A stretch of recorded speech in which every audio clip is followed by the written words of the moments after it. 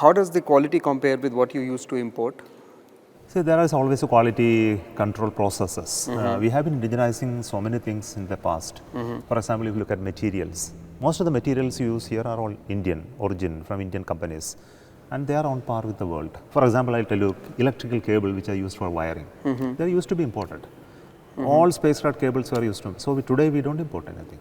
It's actually made in India. 3 companies in India are making it, and we worked with them to convert those. And these are these private sector companies, suppliers yes. which you have. Yes. Other than cables and all, what are the other high-end stuff which private sector is contributing to your space program right now?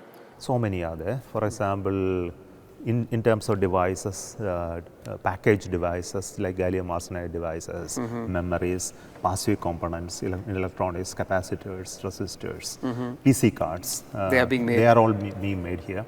When you go in the higher end, then you will see sensors, optical sensors, all mirrors, all lenses, all optical assemblies are made here. The solar cell, what you see here, the solar panel is indigenous, but the cell here is imported.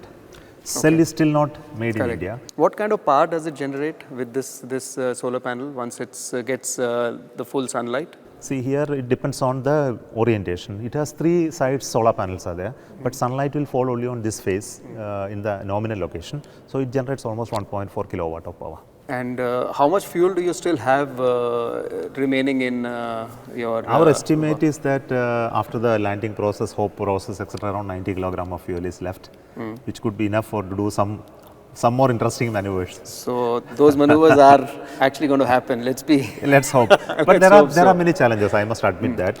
See, what happens is when the temperature goes below 180 degrees, you don't know how the liquids will not remain liquid, it will become solid. And every pipeline will become solidified. Every tank, every component. You don't know what has happened. And it has to melt back to the liquid. And with all our confidence, we will do something. Understand? You know, something different from this, when you're looking at the countdown for a launch, it says T minus whatever. Suddenly you get something and the computer says you have to stop. How does it happen? See, in every launch, there are almost 2,000 measurements. And these trends can be understood by a doctor like you looking at your heartbeat, no? You go to ECG. Yeah. So once you look at those curves or the graphs, you are able to understand what is a pattern, and if there is a kink in the pattern, if it's not moving in the right direction, there are expected bounds.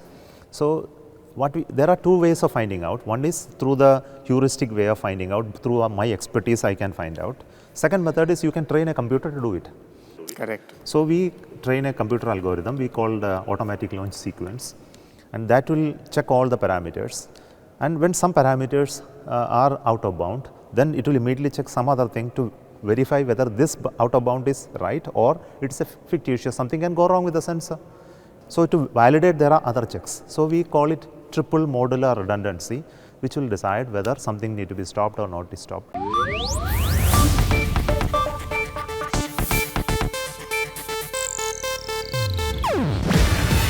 ಇದು Asianet news network ಪ್ರಸ್ತುತಿ.